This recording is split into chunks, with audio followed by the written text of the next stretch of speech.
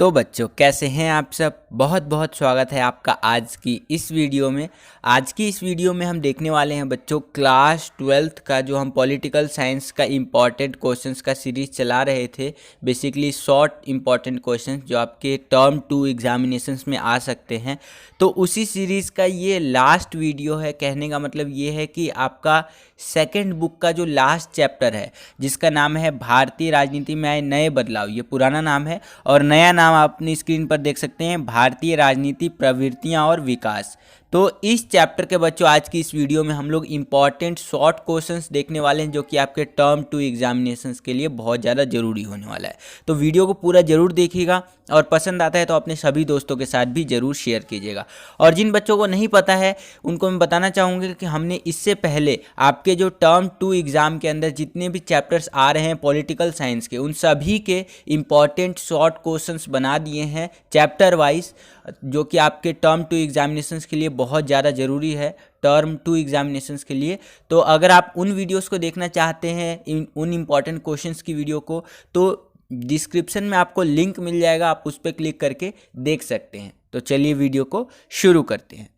तो सबसे पहले तो ये एक मोटा मोटा दिमाग में बैठा लीजिए कि इस चैप्टर के अंदर किन चीज़ों के बारे में बात होगी, क्या क्या हम पढ़ने वाले हैं, किन के बारे में इंपॉर्टेंट क्वेश्चंस आप देखेंगे।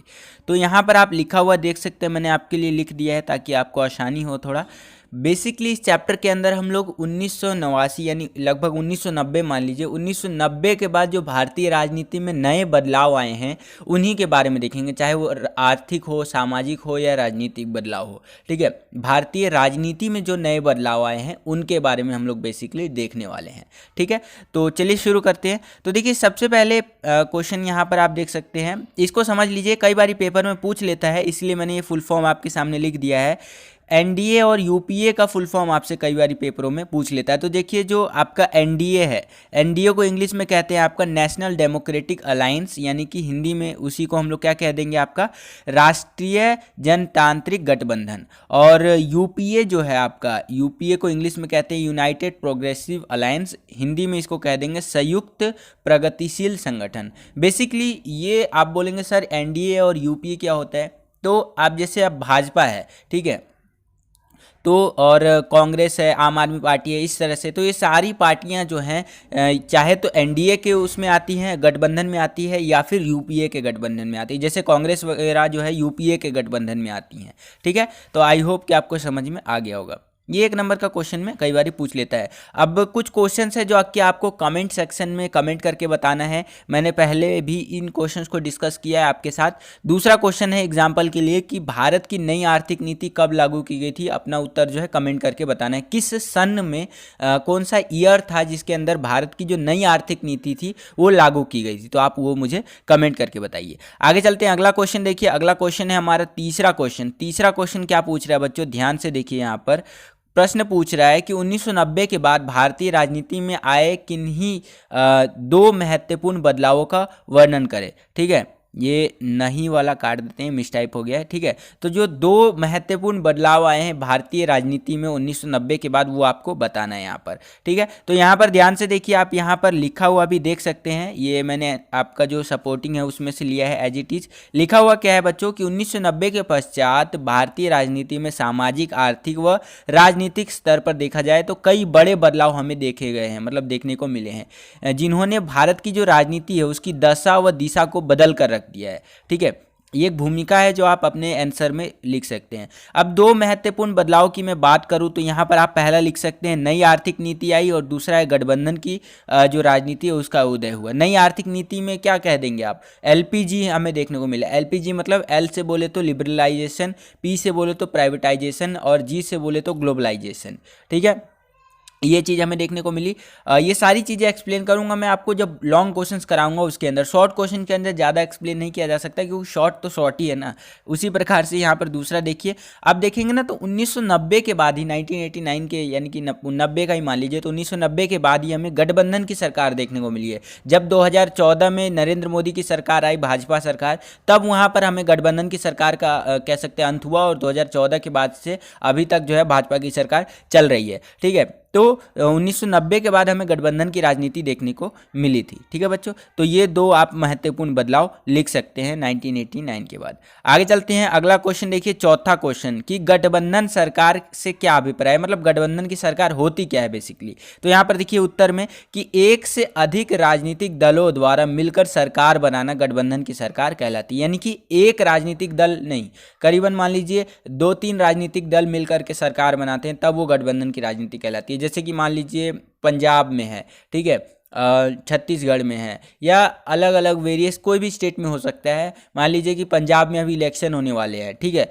इलेक्शन हुआ पंजाब में, अब एक पार्टी को पूरा बहुमत नहीं मिला, जैसे कि कांग्रेस को पूरा बहुमत नहीं मिला, अभी कांग्रेस रूलिंग पार्टी है वहाँ की, तो उसको पूरा बहुमत नहीं मिला। रूलिंग पार्टी मतलब जो अभी वहाँ पर चल रही है, या कह सकते हैं एक तरह से राज कर रही है। अभी जैसे भारत देश के ऊपर कौन सी पार्टी राज कर रही है, मतलब राज करने का मतलब ये मत समझ लीजिएगा कि सर बोल रहे हैं राजा राज कर रहा है, वैसे वाला राज करने की बात नहीं कर रहा हूँ। मतलब ये समझिए कि वो पार्टी अभी जीती है, तो उस पार्टी की सरकार है वहाँ पर। हमारे पूरे ही देश में देखा जाए तो मोटा मोटा बीजेपी की सरकार आपको देखने को मिलेगी, ठीक है। इसीलिए जो यहाँ पर प्रधानमंत्री है वो भी हमारा बीजेपी का है। और उसी प्रकार से अगर आप कांग्रेस की बात करें तो कुछ स्टेट्स में है। खैर, तो जो हम बात करें तो उस पर आ जाते हैं। जैसे कि पंजाब में मान लीजिए इलेक्शन होने वाले, तो वहाँ अभी कांग्रेस पार्टी रूलिंग पार्टी है, ठीक है। तो मान लीजिए आगे जब इलेक्शन होता है तो कांग्रेस पार्टी को पूरा बहुमत नहीं मिलता है, तो क्या करेगी कांग्रेस पार्टी, वो सोचेगी कि मेरे को पूरा बहुमत मिला नहीं है, मैं क्या करता हूँ गठबंधन बना लेता हूँ। तो अपनी साथ 1-2 पार्टियाँ और मिला करके गठबंधन बना लेगी। जैसे आम आदमी पार्टी भी है, वहाँ पर बीजेपी भी है,